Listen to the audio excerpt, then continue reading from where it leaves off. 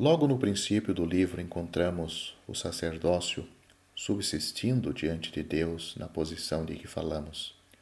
Eli, piedoso e temente a Deus, não mantinha a ordem na família sacerdotal. O sacerdócio, em lugar de unir o povo de Deus, rompia moralmente essa união. Ofni e Finéias, os filhos de Eli, estavam em Seló, e o seu comportamento tinha por resultado que os homens desprezavam a oferta do Senhor. Tal era o estado de coisas em Israel. Ao mesmo tempo, na família de Elcana, Ana, a eleita do Senhor para a bênção, estava em provação. Os desejos no seu coração natural não eram satisfeitos e a sua rival atormentava-a sobremaneira por causa da sua esterilidade. Ora, aquele cuja força se cumpre na fraqueza, tendo demonstrado, como sempre sucede em casos semelhantes, a incapacidade da carne, a abençoa segundo a sua vontade e contra toda a esperança, a fim de que aquilo que era de Deus fosse de forma evidente, cumprindo pelo seu poder nele. Ana tem um filho conforme o seu pedido, um filho consagrado ao Senhor. A sua família era da tribo de Levi, note 1 Crônicas, capítulo 6. Ana reconhece, no belo cântico do capítulo 2, esse grande princípio da graça soberana e do poder de Deus, que abate os orgulhosos e aquele que confia na carne, e estabelece o fraco e o impotente. Porque do Senhor são os alicerces da terra, e assentou sobre eles o mundo. Era o que Israel, miserável e caído, e um fraquinho remanescente, que esperava no Senhor, tinha necessidade de saber. Quer dizer, que tudo dependia de Deus e só de Deus, que não procurava o poder no homem, mas que o demonstrava nos seus caminhos, destruindo todos os seus adversários, e que, enfim, dará força ao seu rei e exaltará o poder do seu ungido.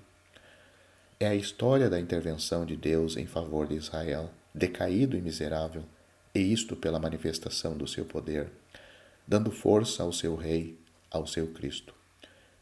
É uma profecia dos caminhos de Deus, dos grandes princípios do seu governo, que se referiam à posição de Israel, desde o momento em que foi pronunciada até ao estabelecimento da realeza milenária na pessoa do Senhor Jesus. Depois que Deus deu esse testemunho, na qual a fé se podia fiar, encontramos imediatamente a revelação do estado íntimo do povo e da iniquidade do sacerdócio, que deveria ter sido o instrumento para purificar a iniquidade do povo, mas que, pelo contrário, arrastava o julgamento sobre ele.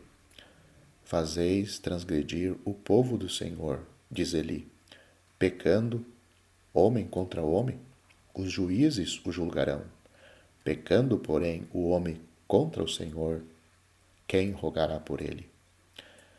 Eis como estavam as coisas, segundo o próprio Eli, mas não escutaram a voz do seu pai, porque o Senhor os quisera matar.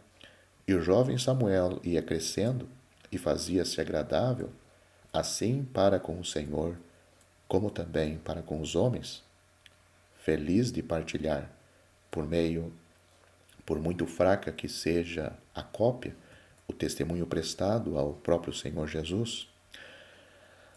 Quanto aos filhos de Eli, eles são um exemplo do que sucede muito frequentemente, quantas vezes, infelizmente. Veja-se que, no meio em que o juízo de Deus se vai abater, ninguém se apercebe disso, porque o mal que o traz obscurece de tal maneira a visão moral que ninguém o reconhece. Mas os olhares de Deus estão sempre sobre alguém, assim como a inteligência espiritual que Deus dá aos seus, como sucedeu aqui com Samuel. No entanto, Deus advertiu Eli, por meio de um homem de Deus, O seu juízo sobre a família sacerdotal e sobre o sacerdócio é pronunciado antes de o Senhor se revelar a Samuel.